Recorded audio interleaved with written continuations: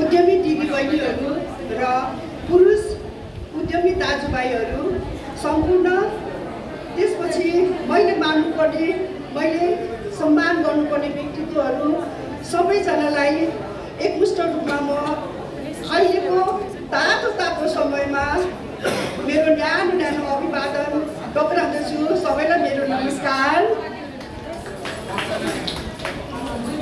म यहाँ भिजिट गर्न मेरो छोरीको निम्तोबाट म यहाँ आएको थिएँ।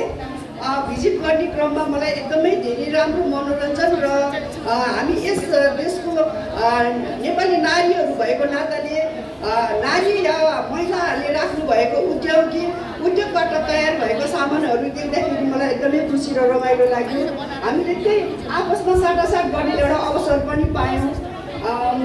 यसको यो भन्नुभन्दा पहिला चाहिँ मैले सम्मान गर्नुपर्ने उच्च स्तरको व्यक्तित्वहरूलाई मैले नजानिकन सम्मान गर्न सायद मैले सकिनँ र जानिनँ होला। त्यसमा चाहिँ आफ्नो चेलीबेटी या आफ्नो छोरीबारी सम्झेर मलाई माफ गरिदिनु होला। मलाई त्यो बानी छैन होइन। कुनै समयमा म पनि एउटा पूर्वाञ्चल धरान बजारमा सानो एउटा महिला उद्यमीको नाताले यहाँ काठमाडौँसम्म आएर भाग लिने अवसर पाएको थिएँ।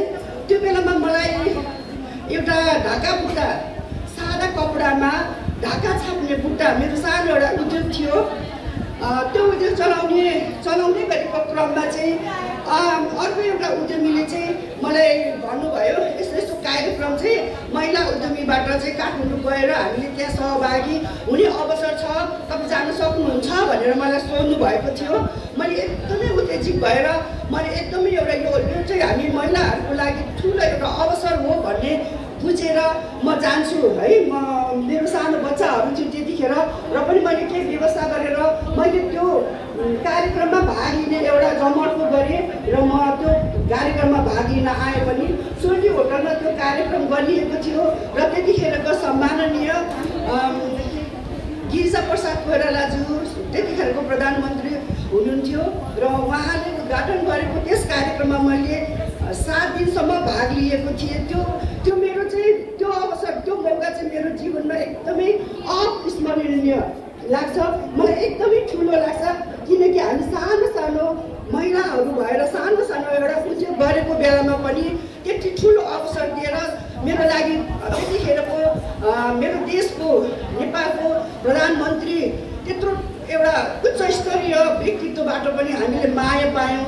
त्यो चाहिँ मलाई एकदमै न्यानो माया लागेको थियो। त्यस्तै गरेर अहिले पनि यहाँ धेरै उच्च व्यक्तित्वहरू हुनुहुन्छ र म त्यतिखेरको म जस्तै अहिलेको यहाँ दिदीबहिनीहरू हुनुहुन्छ। उहाँहरूले चाहिँ यसरी न्यानो माया र यस्तो धेरै सहयोगहरू पाइरहनु भएको छ।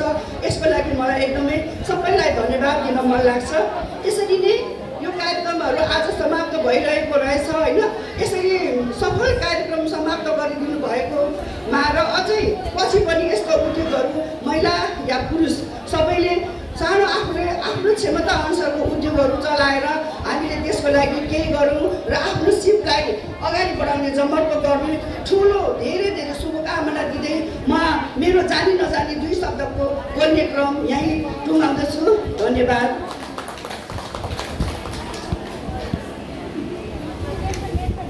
धन्यवाद।